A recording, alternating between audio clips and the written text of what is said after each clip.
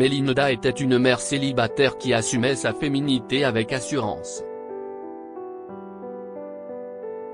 Après que son enfant a commencé à avoir des problèmes à l'école, un enregistreur placé dans son sac révèle une vérité amère sur les dangers provoqués par les frustrations et les jugements à tort et à travers. Melinda est sortie de la salle de bain avec sa serviette.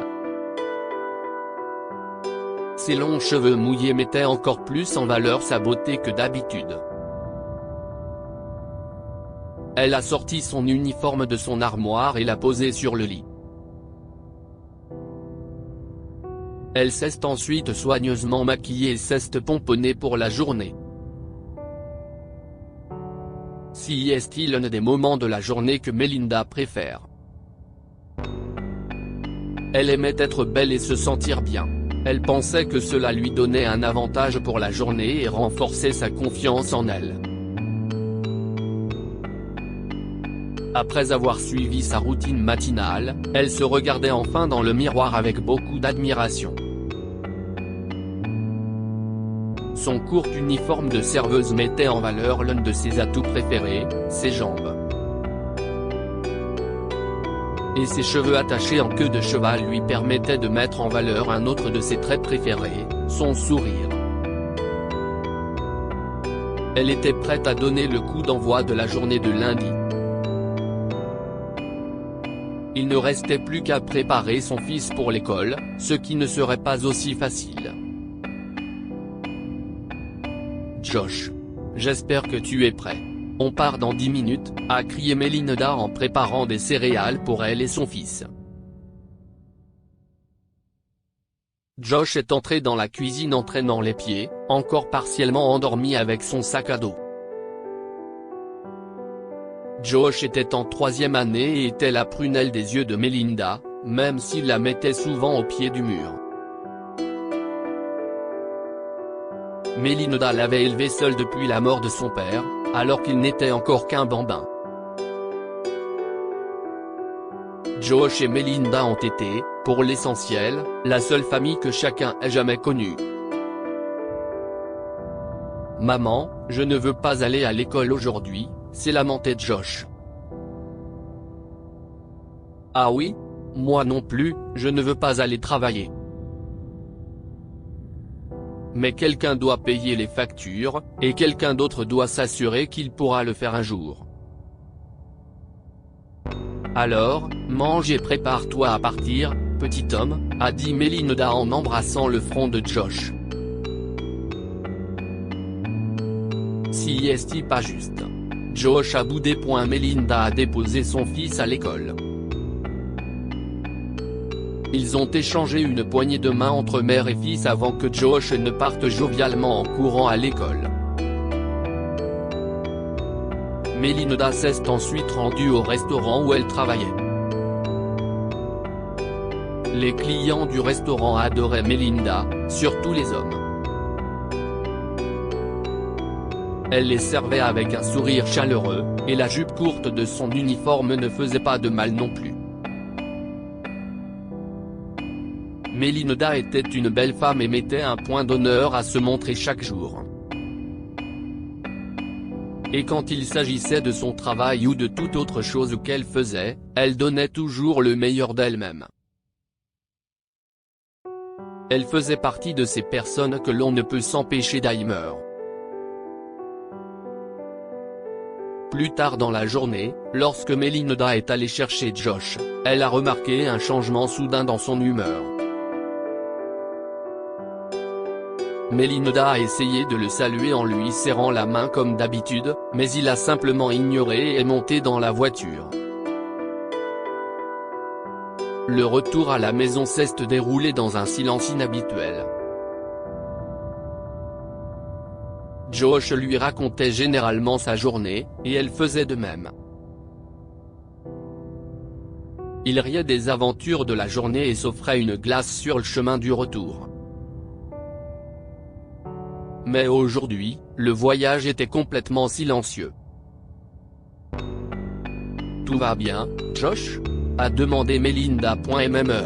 A répondu Josh en regardant sombrement par la fenêtre. «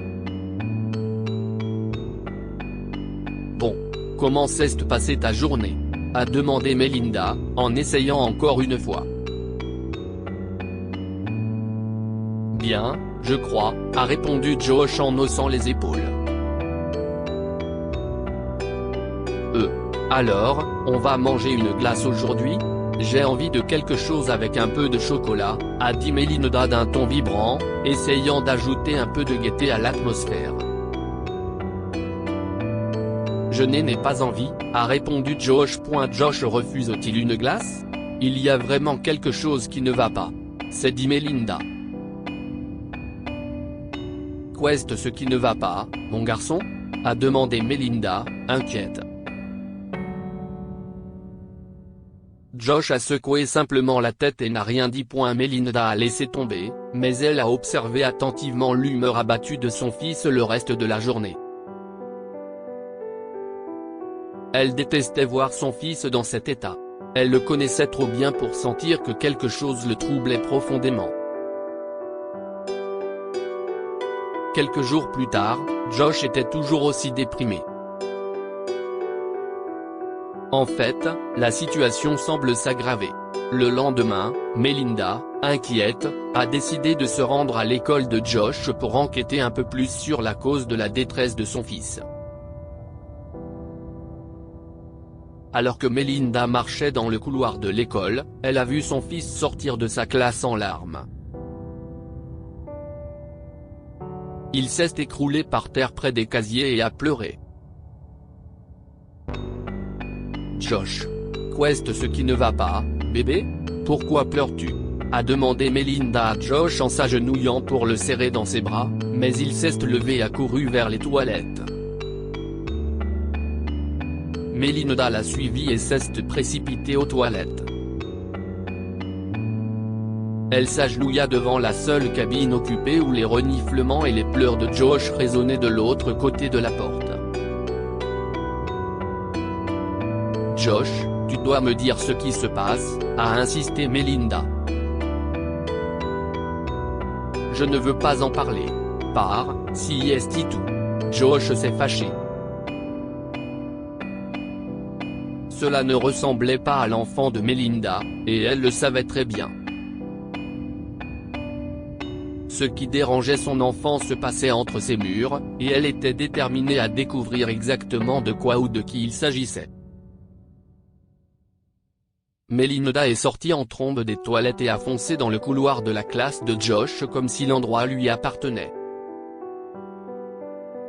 Avant, Melinda était la jeune et petite serveuse du restaurant local, mais aujourd'hui, c'était une lionne qui est prête à défendre son petit. Madame Parker. S'il vous plaît, puis-je vous dire un mot à l'extérieur, a aboyé Melinda. La professeure de Josh, Madame Parker, a immédiatement roulé des yeux à la vue de Melinda. Je suis en plein cours, a dit Madame Parker en la regardant de travers. Maintenant. S'il vous plaît, a dit Melinda, perdant le peu de sang-froid qui lui restait. Madame Parker est sortie de la classe à contre-cœur. Pouvez-vous m'expliquer pourquoi mon enfant est sorti de votre classe en larmes? A demandé Melinda d'un ton sévère et sans état d'âme. Je n'ai aucune idée, a répondu Madame Parker en regardant Melinda de haut en bas avec un petit air de défi dans le regard. Si est probablement des enfants qui se comportent juste comme des enfants, a dit Madame Parker. Le lendemain matin, convaincue que l'école ne serait d'aucune aide, Melinda a placé un appareil d'enregistrement dans le sac à dos de Josh avant qu'il ne parte pour l'école. Pendant le week-end, elle a finalement écouté les enregistrements pendant qu'elle était couchée dans son lit. Tu as vu comment elle se pavane dans ses vêtements moulants au restaurant? Pire encore, ici à l'école, a dit Madame Parker dans l'enregistrement. Ne parlez pas de ma mère de cette façon, a crié Josh. Je suis désolé, Josh. Mais laisse-moi t'apprendre quelque chose qui t'aidera quand tu seras plus âgé. Parfois, la vérité fait mal, a rétorqué Madame Parker, tandis que la classe s'éclatait de rire et murmurait aux dépens du pauvre Josh, qui tentait tant bien que mal de défendre sa mère. Melinda a continué d'écouter les enregistrements avec stupéfaction. La plupart des enregistrements montraient Madame Parker en train d'humilier Melinda devant toute la classe. Melinda ne croyait pas ses oreilles. Elle était complètement furieuse et horrifiée par l'audace de Madame Parker. Le lundi, Melinda est entrée en trombe dans le bureau du directeur pour le confronter au comportement de Madame Parker. Le directeur a écouté les enregistrements et a été choqué par ce qu'il a entendu. Ce jour-là, Madame Parker était en congé. Melinda et le directeur de l'école ont donc décidé de rendre visite à Madame Parker chez elle. Lorsqu'ils sont arrivés, ils ont entendu de l'agitation et des cris provenant de l'intérieur de la maison. Ce n'est pas juste. Tu n'as jamais d'argent, a hurlé la fille adolescente de Madame Parker à l'intérieur de la maison. Ne me parle pas comme ça, Allison, a crié Madame Parker. Je déteste cet endroit. J'aimerais vivre avec papa, a crié la fille de Madame Parker. Allison. Reviens ici, a hurlé Madame Parker avant qu'une porte ne claque bruyamment, suivie de pleurs amers. Madame Parker et le directeur se sont regardés avec inquiétude avant de trouver le courage de frapper à la porte. Ils ont frappé plusieurs fois avant que Madame Parker n'ouvre enfin la porte. Les poches lourdes dans ses yeux montrent qu'elle a pleuré pendant un bon moment. Melinda a jeté un coup d'œil à l'intérieur de sa maison. C'était un vrai désordre. Madame Parker elle-même avait l'air assez mal dans sa peau, rien à voir avec ce qu'elle faisait d'habitude à l'école. Qu'est-ce ce que vous faites ici? Si est mon jour de congé, s'est exclamé Madame Parker, déconcertée. Bonjour, Madame Parker. Désolé de vous déranger à la maison, mais il y a un problème urgent que nous devons régler. Je pense que ceci expliquera mieux la situation, a expliqué le directeur en commençant à lui faire écouter l'enregistrement. Madame Parker s'est mise à pleurer amèrement. Je suis vraiment désolée, Melinda. Ce n'était vraiment pas personnel.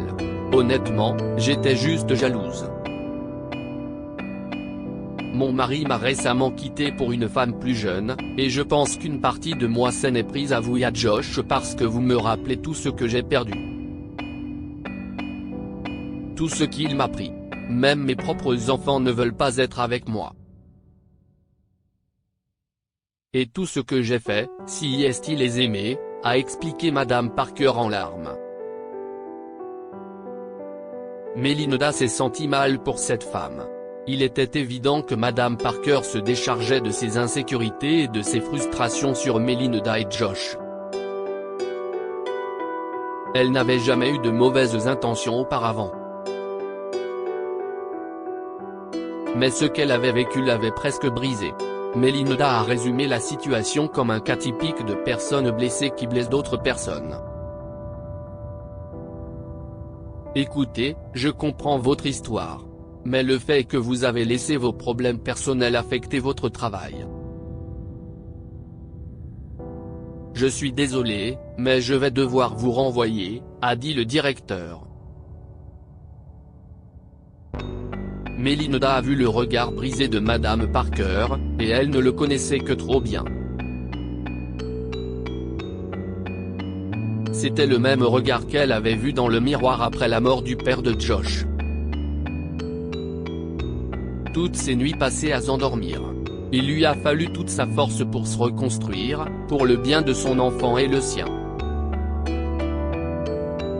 Elle s'est souvenue qu'à l'époque, elle aurait apprécié d'avoir un ami. Quelqu'un qui l'aurait aidé à se remettre sur pied. Elle a donc décidé d'être cette personne. Non, monsieur le directeur. S'il vous plaît, ne la renvoyez pas. Nous avons tous eu des moments difficiles. Je ne parlerai plus si vous avez la gentillesse de laisser tomber. Je suis certaine que Madame Parker ne laissera plus ses problèmes personnels affecter son travail, a plaidé Melinda. Madame Parker est complètement déconcertée par les paroles de Melinda. Le directeur a accepté de laisser tomber l'affaire. Pendant ce temps, Melinda a proposé son aide à Madame Parker. Melinda s'est rendu compte que les enfants de l'enseignante qui demandaient constamment de l'argent à leur mère ne faisaient qu'ajouter à son stress et à son anxiété.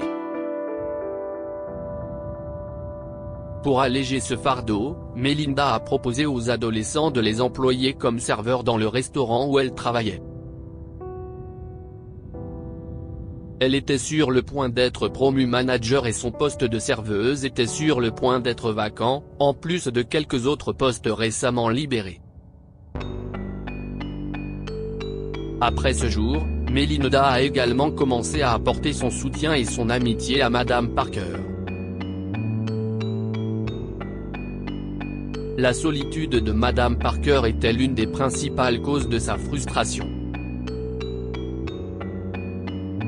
Melinda était elle-même une mère célibataire et pensait pouvoir aider Madame Parker à s'adapter à ses nouvelles conditions de vie. Elles ont commencé à faire du shopping ensemble et Melinda partageait avec elle ses secrets de beauté. Ses enfants gagnant désormais leur propre argent, Melinda a pu aider Madame Parker à se procurer une nouvelle garde-robe et à se refaire une beauté.